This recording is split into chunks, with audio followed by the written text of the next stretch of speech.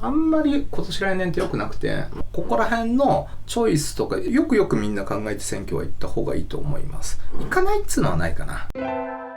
はいどうも、占い師の水森太陽です。今日も元気ですというわけで、今日はですね、2026年1月3回目の占いと時事の回になります。よろしくお願いいたします。はい、よろしくお願いいたします。ということでございまして、1月ももう3回目ですか。ね、早いですね。あっという間に年齢を重ねていってしまう。なんでちょっと悲しい感じで言うんですか。時が経つのは早いものでございます。別に年重ねたからっていうよりかはなんか、ここ最近早くないですか。そうなってくらしいよ、だんだん年齢を重ねると。ね。あとやっぱり情報過多だからかもなとは思いますね。なんかそれを思いますね。毎週こうやってニュース取り扱ってると、こんなにニュースあるんだって思いますから。そうっすよね。というわけで、そんなニュースを今週も、取り扱っていければと思いますので、よろしくお願いいたします。占いで時事をこう見ていくっていうのをやってるんですけど、よかったなって思った方はぜひチャンネル登録、高評価、コメント、ハイプなどよろしくお願いします。あとこれ占い館セレーネっていうところで提供しておりますので、占い受けに来てもらうと嬉しいです。僕以外にもいろんな先生がいるので、オンライン占いとかもよろしくお願いいたします。はい、よろしくお願いいたします。というわけでございまして、本日収録日は1月20日の火曜日でございます。問題なければ1月22日木曜日にアップされていると思います。今週も4つのジャンルに分けてニュースお届けしてまいりましょう。はい、では1つ目でございますけれども、今週のエンタメスポーツでございます。右の方にもね、出ていると思いますけれども、今回はでも本当ね、結構話題になってるニュースが多かったので、全部ちょっと取り上げていければなと思うんですけども、まずは日本アカデミー賞国宝が席巻しております。はい。第49回日本アカデミー賞の優秀賞新人賞が19日発表されまして、邦画実写の興収記録を22年ぶりに更新する大ヒット映画、国宝が作品賞や主演男優賞、新人俳優賞など13部門で受賞と。いうことでございまして、各部門の最優秀賞に関しましては3月13日の授賞式で発表となるんですけれども、もうすでに現時点でですね、例えば優秀主演男優賞吉沢亮さん、それから優秀助演男優賞に、横浜流星さんですとか、田中泯さんですとか、それから渡辺謙さんですとか、ということでもう皆さんがもう13部門で入っているということで、やっぱりとんでもないヒットを飛ばしているというところでございますね。2回見に行ったので。2回見に行きましたもんね。そりゃそうだっていう話で、だからあれですよ、映画評論家の有村昆さんにたまたま立花さんのマネージャーで行った時にお会いする機会があって、10年に一度ですよって言ってたから、じゃあ行くかと思って行ったら本当に面白かったっていう。よかったですね。なるほどね。そうね、今回この国宝がね、めちゃめちゃ本当にいいヒットしてるということでね、映画業界も盛り上がってますし、歌舞伎業界もね熱くなってるというところで、吉田さんもねやっぱり30代というか、だからね、ここ数年だと一番取りそうなというかね、一番いい時期、ちょっとなんだろうな、なんかいろいろありそうだけどいい時期っていう感じだったので。なるほどね。本当にその運の良さもね、相まって、ぜひともこのまま最優秀賞もね取られるのかっていうところで。3月でしょ。3月でしょ。多分っていう感じだよね。なるほど。何もなければ。何もなければな。いやなんか何もないといいですけどね、本当に。でも何もないといいと言いますと、その話の中で言うと、これがねちょっと来てしまいますね。リアル国宝なんて呼ばれておりました、中村鶴松さんが器物損壊の容疑で現行犯逮捕というニュースが入ってます。歌舞伎俳優の中村鶴松、容疑者となるわけですけども、18日未明に東京都台東区のケバブ店のドアを壊してしまいまして、現行犯逮捕と。もともとが一般家庭のご出身。国宝じゃん。そうなんですよ。で、中村屋一門のホープとして期待されていて、2月1日には初代中村舞鶴襲名を控えていた矢先のこの事件と。切ないですね。現在保釈されまして、この度はご心配ご迷惑をおかけして大変申し訳ありませんでしたと。被害者の方には誠心誠意対応させていただきますと続けて一礼して、プロの乗用車に乗り込んだというニュースがあったりするわけですけども、いやそうね、やっぱりこういった状況ですと、やっぱり運の悪さみたいなものもあったんでしょうかね。いやけどリアル国宝みたいで、人生そのものでかぶいていくかもしれないからね。しっかり反省していただいてね。運は悪いですよ。やっぱりもともとけど多分20代後半くらいから今30で、再来月に31ですね。28あたりからちょっとここ3年くらいかな、溜まってたんじゃないかなっていう気はします。その遊び歩くとか、飲み歩くとか、ちょっとだらけというか、なんかそういう感じというかになりやすい時期だったんじゃないかなと。今年というか2月4日までが悪いから、溜まってたもん最後にガッてこう出たのかなっていう感じはしますけどね。なるほどね。なんか SNS の方だとね、いわゆるごひいき筋の方が公演期間中でも連日もういわゆる飲み歩きといいますか、どうしてもこう連れ歩きみたいな感じで、でもそれが伝統だからみたいなところもあるけど、その伝統で本当にいいのみたいな、なんかそういうのがちょっと SNS でも、は結構この人ほらそう田中圭さんと同じで木の富なんですよ。だから、は2月4日までは60年に1回の魂の生産じゃないけどそういうタイミングだったから、3年くらいで溜まってた何かが出たのかなっていう感じはしますね。わーっと出ちゃったんじゃないかと、そう、あとはアスペクトとかいろいろ見ていくとこの辺が確かにタイミングになりそうだなっていうふうには思いました。なるほど、そういう意味ではね、本当にお酒のちょっとね付き合い方といいますか、たしなみ方も含めていろいろちょっと反省していただいて、多分1年くらいなんかあったと思いますよ。なんか今回出ちゃったっていう感じだと思いますね。なるほどね、出ちゃった感じなんですかね。本当反省してね、また改めてねちょっとご活躍ね期待をされていらっしゃる方ですからね。そうですね、はい。やっちゃったといえばこれもやっちゃったですね、はい。ジャック・バウアーでおなじみのそれは声優さんだよね。声優さんのかな一応そうですねキーファー・サザーランドさんが逮捕でございます、大ヒットアメリカドラマ24の主人公ジャック・バウアー役で知られる俳優キーファー・サザーランドさんが現地時間の12日配車サービスの、だからウーバータクシーとかああいうの運転手に暴力を振るったとドラマの中だけじゃないからね。ダメですね、じゃあね、配車サービス乗り込んで運転手に暴行して、で犯罪的な脅迫を行ったと。被害者にの怪我はなくて、もうその日のうちに保釈金5万ドル支払って500万円500万円750万か今だったら、ね、今すでに釈放済みということで、来月2日にロサンゼルス上級裁判所で、最初の審理が予定されているというところだそうでございまして、ドラマの中だけでしてほしかったなというところではありますね、そういう人格だから出せる臨場感とかあるからね。確かに、だからドラマの中だけだったら楽しいんだけどね。そうですね。外まで出ちゃうともうただの犯罪者なんで気をつけてほしいね。スタンドバイミーの子役だったんだよね、そこから始まりっていう感じで、24好きなのでキーファーの犯罪者チックな演技好きなんで犯罪だけは しないでほしいなとは思いますね。本当にそうで今出やすい時期ですよやっぱり。市中水明で見るとめちゃめちゃ出ちゃう時期の出ちゃう月のっていう感じですね。なるほど。と心配なのは占星術で見るとこれから月の上に海王星と土星が来るから気持ちが沈んでしまってお酒が進むみたいなことになりそうだからそこ心配だなと。数年だから心配だなっていうふうには思いますね。周りが支えてあげてほしいですね。なるほどね。分かりきってんだから酒飲んで暴れるかもしれないって分かってんだからみんなが支えてあげてくれと。そりゃそうですね、今回の事件がねその運転手の方が英語がちょっとあまり得意じゃなかったこともあってということらしいんですけども、それは言い訳にはなりませんからね、きちんとそこら辺はいろいろ抑えていただきたいところではございますね。台本の中だけそういうのはね、そうです、ドラマの中だけにしてほしいなというお話で言えばこれも以前にも取り上げましたが米倉涼子さんが麻薬取締法違反容疑で書類送検ということでございます、2025年12月先月ですね、に事務所のホームページでは一部報道にありましたように私の自宅に捜査機関が入りましたことは事実です、今後も捜査には協力してまいりますがこれまでの協力により一区切りついたと認識しておりますというコメントを出している状況で、今月書類送検というふうになったということなんですね、芸能人のこういうのってよくわかんないんだよね、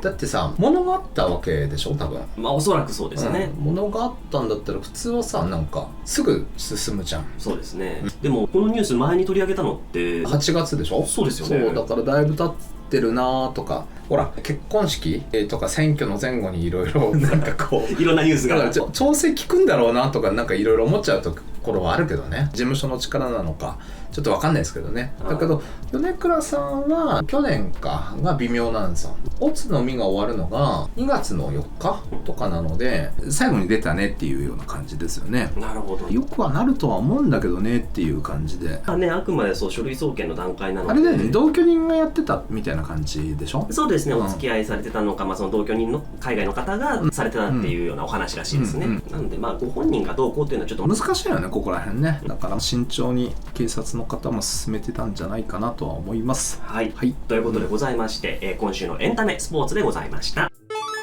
続きましては今週の政治経済でございます、政治経済もですねニュース4つ取り上げさせていただいておりますけれども、まず、大阪知事市長がいずれも辞職を正式表明ということでダブル選に行くということが決まっております。大阪府のね吉村知事が次期衆院選に合わせて大阪都構想の3度目の挑戦について是非を問うということで、大阪市の横山市長とともに辞職してダブル選にするということらしいです、いつか来た道というかね何度も見てる感じなんですけど、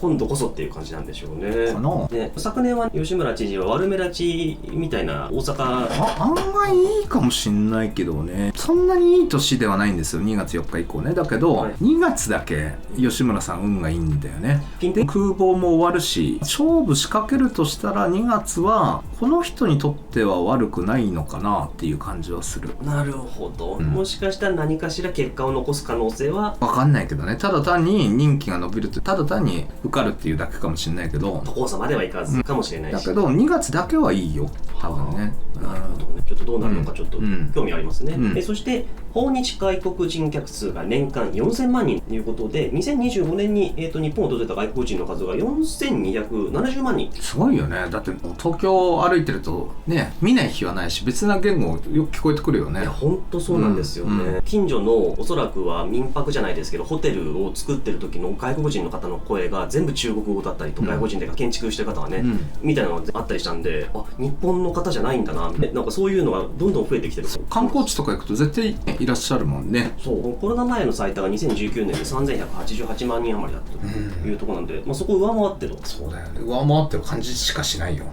なんていう流れの中で、今週の、ビッグニュースと言っていいと思います、高市首相が衆院解散を正式表明、総選挙ということでございまして、19日の夜ですね、首相官邸で記者会見をして23日に召集されます、通常国会の冒頭で、衆院解散をすると正式に表明したと、高市早苗が内閣総理大臣でいいのかどうか、今主権者たる国民に決めていただく、それしかないと考えた、私自身も進退をかけると、説明したということでございまして、23日のその通常国会冒頭で衆院解散で、総選挙を1月27日に公示、そして投開票2月の8日という日程で実施すると表明したということでございまして、ちょっとこれも気になるところなんですけども、これに合わせて立憲、公明党、新党結成ということで、中道改革連合というのを略して中核連とかネットで揶揄してる人たちいたね。言いましたね。なんか公式のね略称は中道でしょ。そうです、中道です。中道です。きっといいアイデアだと思ったんだろうね。仏教ってさ、中道を目指すってよく言いますね。それにもかかってますし、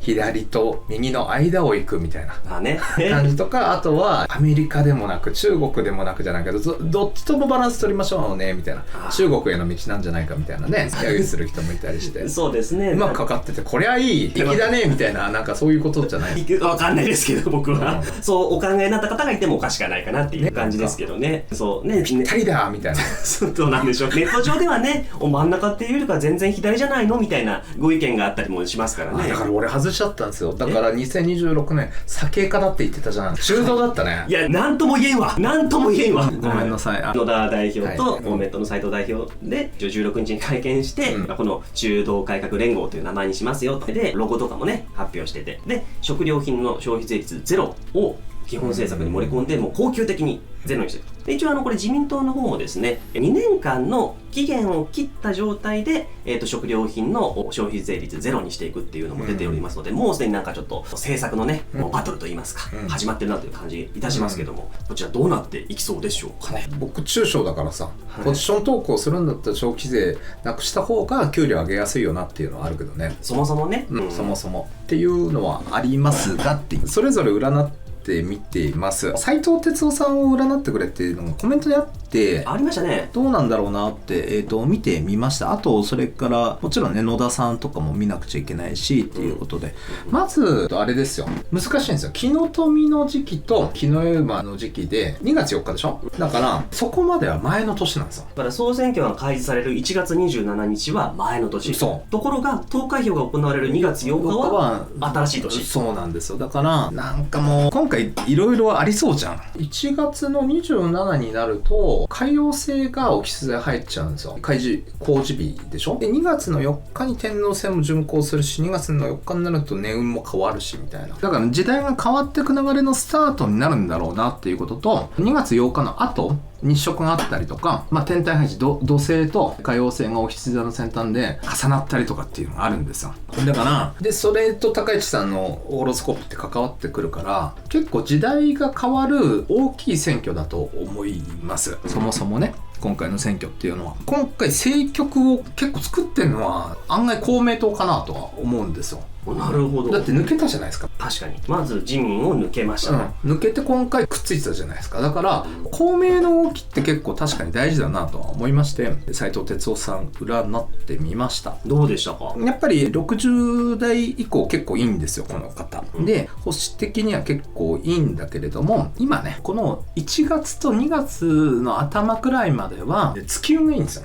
月運が、月運がいいけど年運全然ダメなんですよ。だから大勝ちは要は年運がダメっていうことは、選挙とかだと大衆的な広がりみたいなのはちょっとあれなんです。多分戦略的なところで言うとちょっと弱いかなっていう感じがするんだけど、月だけいいっていうことはしどげるようなイメージだと思うんですよね。なるほどね、だから、いわゆるその政権を取ってみたいなところまではちょっとどうなんだろう、分かんないけど、だから大きい流れをこう巻き込むっていうことは難しいんだけど、とりあえずここ勝負みたいなことで言ったら悪い時期じゃなかったんだろうとは思います。で、高市さんとかはむしろ若干良くなってきているみたいな感じなんですね。年運で言うと2025年の後半あたりからちょっとずつ良くなってて、1月っていうのはそこそこ悪くないっていう感じ。悪くないんです。特に前半かな、1月の20日くらいまではそんなに悪くなくて、下旬はどうかなくらいの感じの運勢なんですよ。だけど前半は悪くなくて、2月4日以降ね、年運は良くなるんですよ。年運そのものはいいと。だけど月運が微妙なんですよね。さっきと逆だから。逆なんですよ。だから最後に何かちょっと失速する、要はいろんな人が味方をするだろうっていう時期なんだけど、最後に勝ちきれないというか、もっと伸ばしたかったなくらいの感じになるんじゃないかなっていうくらいじゃないかなとは漠然と思ってて。で、野田さんいきますか？野田さん、まあね、全員占っちゃうとあれだからさ、次回もまた占えますけど、今回の動きで言ったらこの3人でしょ。一番大きいとこですよね。で、野田さんは悪いっす。悪いんだ。タイも悪いし、流年も悪いし、来年空房だし、先輩扱いされそうな気がすると。2月4日以降はちょっといいんですよ。だからしのぐって感じ。なるほど、ここまでが悪い。そうだから結構野合だって言われたりとかしてるじゃないですか。あとロゴのマークがお隣の国のロゴのマークに似てるとか、なんかありましたね。とか、インテルに似てるとか、それは分かんないですけどなんかいろいろあるじゃないですか。だから言われてやってんじゃねえのっていうのはあるけどね。何かしらがあるんじゃないかなっていう。だから結局今ってどのくらい言っていいのか分かんないけど、商売としてはさ、アメリカじゃない方のお隣あるじゃないですか。ね、どちらか分かんないです。大国ね、大国。割と日本ってロシア、中国、アメリカって大国に重なってて、で特に貿易的につながりが深いのは中国とアメリカですよね。で、アメリカじゃない方って言っときましょうか。仲良くやっていきましょうっていうのが公明党だったり立憲民主党さんだったような気がしますよと。ね。で、それでいろんな思惑はあるだろうなと。戦争とか嫌じゃん。確かに。もともと日本って中国圏だったというか、東洋だったわけですよ。確かにね、アジア圏だったわけですもんね。アジアの自分たちも盟主だっていう自負はずっとあったと思うんだけど、一番強かったのはさ、清国だったりとかさ、民国だったりとかさ、唐から始まりみたいなさ、歴史があるわけじゃないですか。だからお金をそっちの国が払ってたりとか、利権とか作ってくれるんだったら、転んじゃってる人が多くたって仕方ないよね。それによってビジネスがうまくいったり、あるいはそういう戦争とか、そういう人が亡くなってしまうような状況を回避できるんだったらっていう言い訳もあるわけよ。なるほどね。利益もあって言い訳もあるから、なんでそっち寄りなんだろうなって怒ってる人結構いるけど、それで転んじゃうのが人間ってもんかななんていうふうには思ったりするから、ここぞとばかりに今結構ね、アメリカが寄りになってきてるじゃないですかね、高市さんだって。だから我々が取れると思ってたのって思ってるかもしれないじゃん。なるほどね、自分たちの流れでやっていけるっていうふうに思ってた可能性ありますよね。そうだから俺その3カ国に迎合しなくてもいいんじゃないかなとは思うんですよね。遠距離でいいような気はしてるんだけど、やっぱり遠距離ってなかなか難しいみたいなところがあるのかなと思って、問題はですよ、これから1週間とか選挙前に、選挙後もそうですけど注目しなくちゃいけないのは、高市さんに入れなかった自民党の人たち、これですね。そこなんですよ。そこも入ってくれって公明が言ってるわけでしょ。で、結構計算できるわけですよ。票としては連合さんと創価学会とっていう票が計算できて、でさらに思想的には近い人が自民党半分くらいいるんですよね。しかも言わなきゃよかったと思うんだけど、参政党の神谷さんとかが高市さんの敵になりそうな自民のところに積極的に出していこうと思うみたいなご発言をされていたので、そうなると中道改革連合さん、参政党さんのところに出るそういう石破さんを担いでた、岸田さんを担いでたような人たちっていうのは票を食いや合っちゃったりとか票を食い合っちゃったりとかっていうダブルでやって相当厳しい選挙になるわけですよ。だから公示日前までに何をするのかなとか、とりあえず今回は高市さんの支持率が高いから乗っといて主犯指名の時どう動くかとか、そこら辺も踏まえて注目していった方がいいのかななんていうふうには思ってますけどね。いろんな立場立ち位置思惑相当がある中での今回の総選挙ということになるわけですからね、かなり大事だと思いますよ。今年とりあえずあんまり今年来年って良くなくて、ここら辺のチョイスとかよくみんな考えて選挙は行った方がいいと思います。行かないっつうのはないかなですね、選挙はきちんと、やっぱりね行くことがね我々の生活にも直結しますから、足を運びましょうということで、以上今週の政治経済のコーナーでございました。さあ続きましては今週の国際情勢でございます、早速トップニュースいきましょうか。イランの反政府デモ死者5000人か、ロイター通信がですね18日イラン当局者の話として反政府デモの死者が少なくとも5000人になったと報じていると。イラン指導部は反政府デモにアメリカとイスラエルが関与したからだと、悪いのはアメリカとイスラエルだっていうふうに、ずっと主張しているというところで、ハメネイ氏がですね17日の演説ではイラン国民は再びアメリカを打ち負かしたと述べて、デモを沈静化したというふうに言っていると。で反政府デモを扇動したトランプ氏は有罪だって、関与したイラン人も処罰されるべきだというふうに言ったというところなんですけども、トランプアメリカ大統領といたしましては17日ニュースサイトポリティコの方にイランはハメネイ氏に代わる新しい指導者を探す時ではないかというふうに交代を要求したというところで、デモが鎮圧したというふうには言ってるんですけども、まだまだちょっと死者は増えていきそうな、まだまだちょっと落ち着いていないんじゃないかというような感じなところでございます。ただインターネットの遮断がまだ続いているというところで、ちょっと正しい情報といいますか正確な情報がまだまだ入ってこないところもあるということで、ちょっと混沌としてるなというところでございますが、こちらね、ハメネイ氏の交代をねトランプ大統領はね要求しているということなんですけども、どうなんですかね。馬羊空母なんですよ、ハメネイさん。いきなり日のと羊ってなって、火自体はそんなには悪くないんじゃないかなとは思うんですよ。でオツミもそんなに悪くなかったんじゃないかなとは思うけど、対応は全然ダメなんで、ダメなんですよこの人。10年単位の運勢。そうもう結構な年齢ですよね。そうですね、もうだいぶご高齢のはずですけども、で今大運の変わり目なんですよ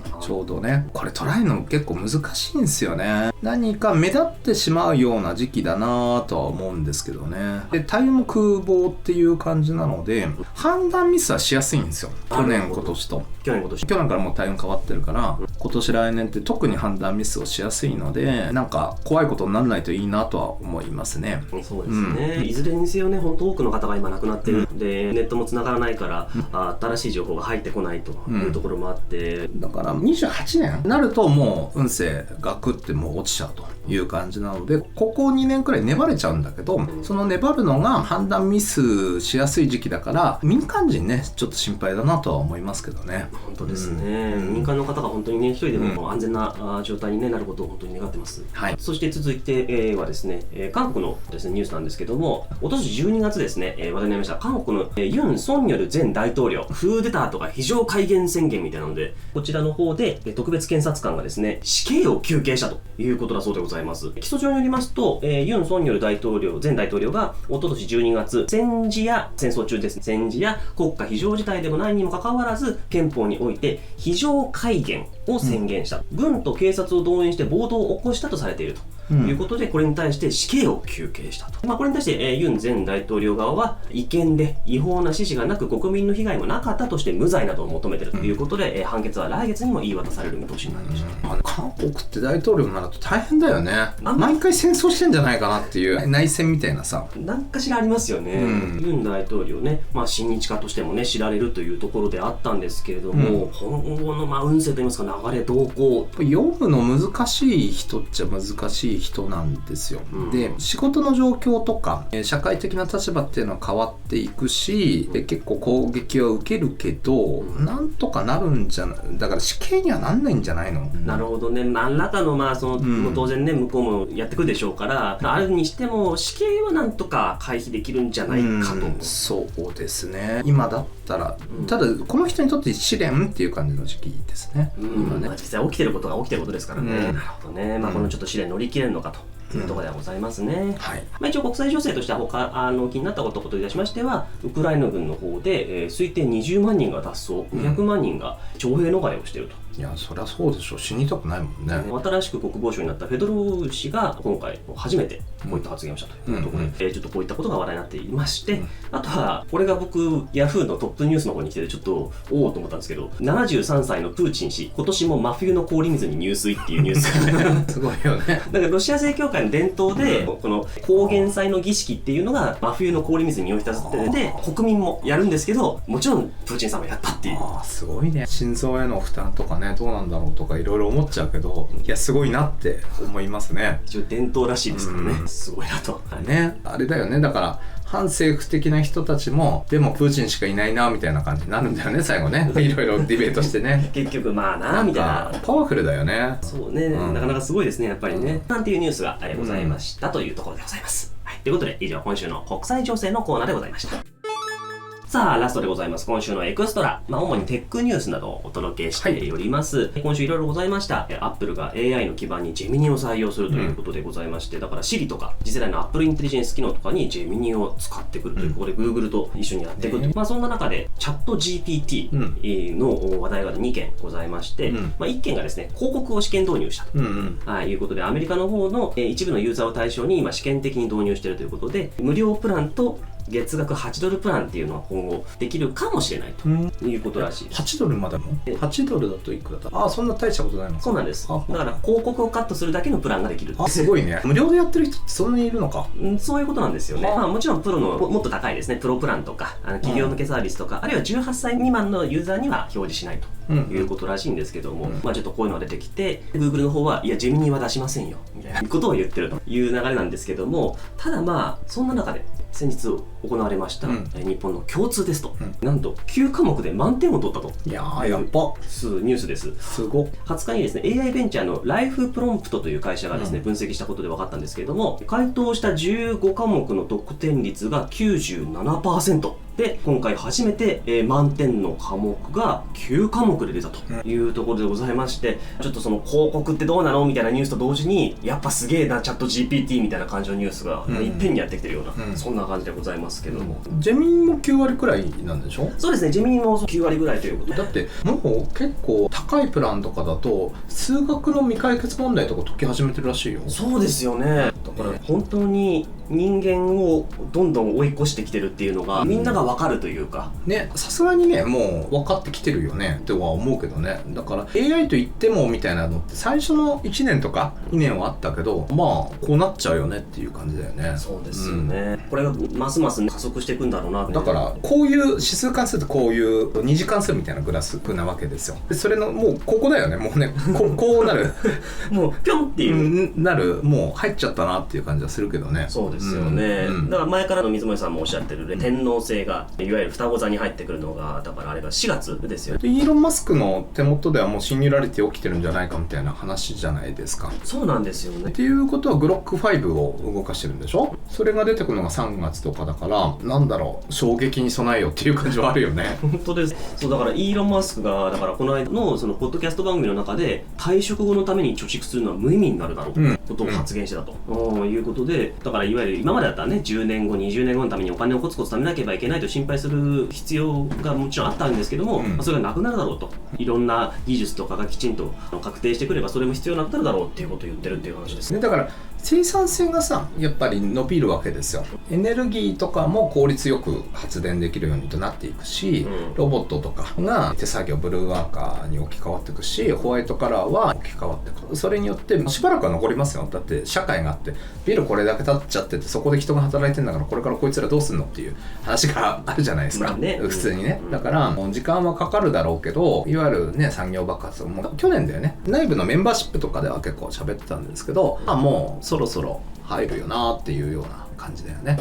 でどんどんだけどそっか、まだ言わない方がいいかなこれね。ちょっとそうですね。まだなんかいやそんなことないっていう人が湧いてきちゃいそうだから黙っといた方がいいかもしれないよね。そうですね。今月ね限定動画でもちょっといろいろ話してるんでね、そちら、ね、公開されましたらちょっと見ていただければ。だから一気に変わってっちゃうわけです。その入り口に入ってるなっていうことはなんとなく覚えておいてもらって、だけどニーズっていうのはだからお金を消費するのは人なわけじゃないですか。そこでみんな勝負していくわけですよ。だからこれが欲しいとかこういう体験をするとかなんかそういうとこで生き残っていくと、ね、技術っていうものが単に技術っていうだけではなかなか成立しなくなる時代が、もう本当にそこまで来てしまってるっていう感じはしますね。そもそも100均でこんなに揃うのってなってるわけじゃないですか。まあ確かに。だからお金どんどん発行してインフレになってっちゃうけどデフレで総裁しようってイーロン・マスクは言ってるわけでしょ。だからすごいなとは思いますけどね。ということで本当にね、まあ技術革新本当に進んでいく、ね世の中でございますので、どうなっていくのか